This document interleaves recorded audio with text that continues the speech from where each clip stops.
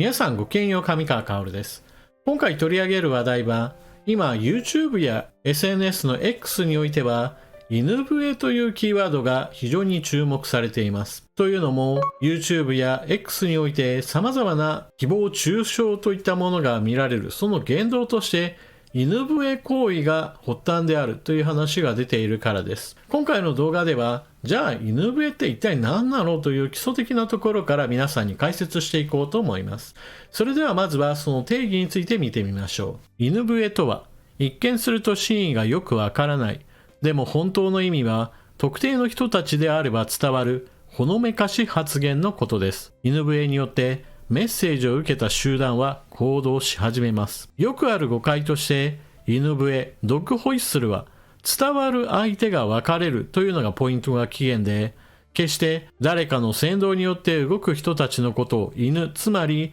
別称として用いるために犬笛という言葉が使われているわけではありません。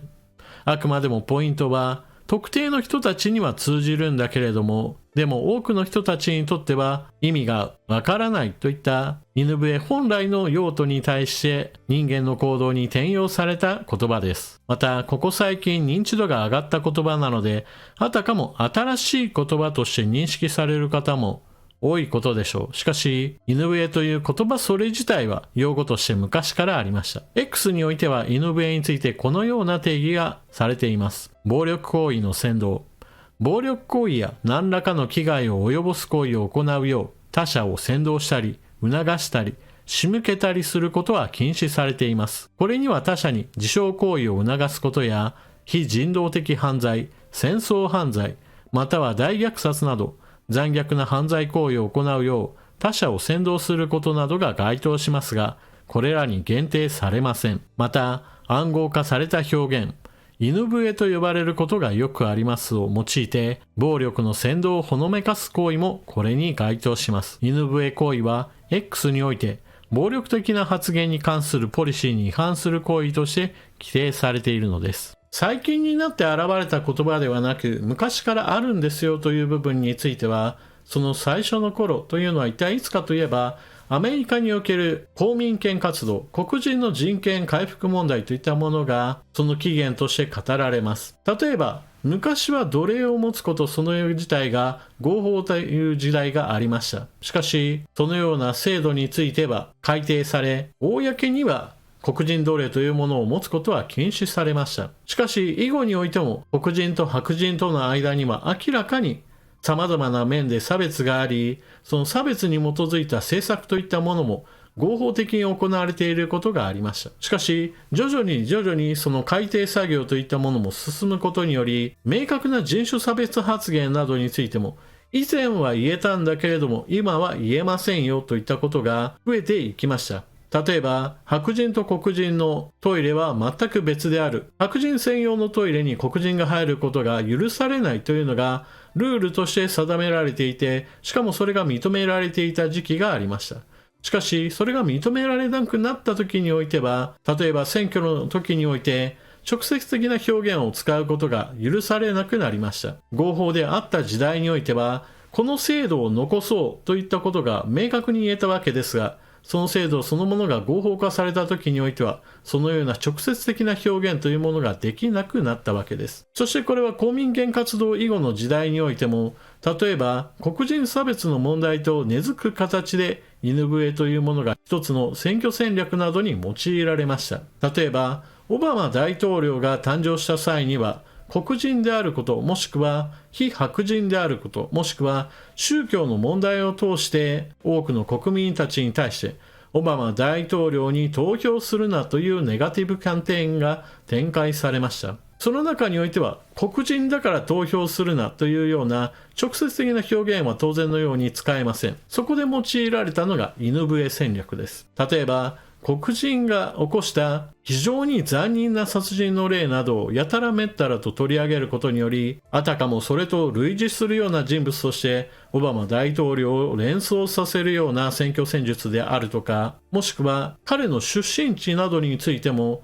様々なデマやフェイクニュースを流すことによって妨害する行為などで様々な点で直接的な言動は行わないが、しかし問題だなと少しでも感じるアンテナが立っている人たちに対しては非常に刺さるネガティブキャンペーンを展開することによってオバマ氏の大統領当選というものを阻もうとする活動なども見られたわけです。そしてこれはアメリカにおけるいわゆる人種差別などに関しての部分なわけですが、じゃあ日本において NVA 戦略がどのようにして使われるかといえば、このような人種の問題ではなく、伝わる人にだけ伝わればいい、そしてそのことによって直接的に言及はしないが、その真意はみんなわかるよねという、いわばほのめかし発言の方法として取られているわけです。そして現在インターネット上で大きな話題となっているのが、NVA 戦術を使うことによって特定の人物や組織などに対する攻撃などをほのめかすことによって様々なところで度を超えた誹謗中傷や行動などが見られるようになり、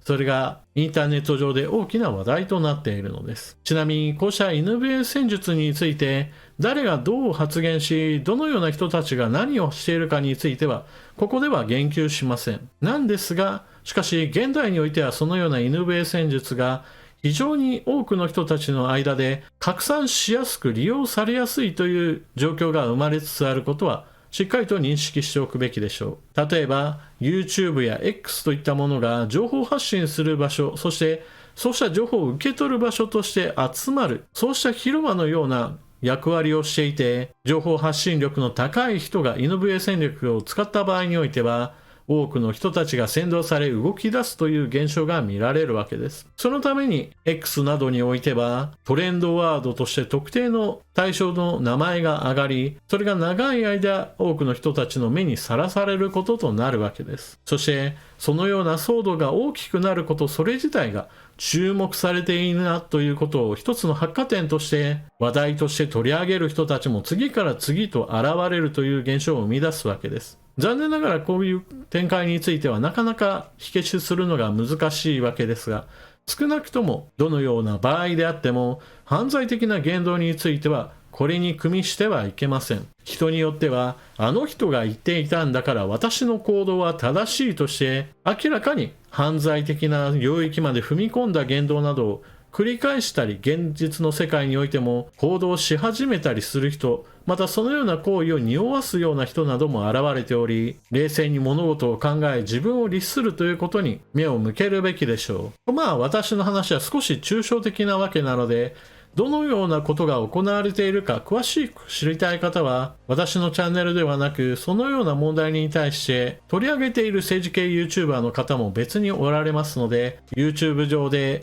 犬笛について語っている人を検索するのが良いでしょう。というわけで今回の動画はここまで。今インターネット上で様々な人たちが参加する形で誹謗中傷といったものがあちこちで飛び交っているような非常に騒がしい状況になっています。その発信源となっている人が犬笛戦術を使っていることが指摘されており、では犬笛戦術とは何なのかについて今回は皆さんにお伝えしました。犬笛戦術を使っているその本人は基本的には直接的な言動ではありませんから、いくらでも逃げ道がある発言を行っています。一方でその犬笛を聞いて行動する人たちの中には明らかに法律に触れる言動に乗り出してしまう人もいるため、冷静になる必要があるでしょう。それでは動画を最後までご視聴いただきありがとうございました。チャンネル登録していない方はぜひともチャンネル登録していってください。そして動画を見終わったら評価ボタンのクリックとあなたの感想、コメントをよろしくお願いします。それでは次の動画でまたお目にかかりましょう。またね。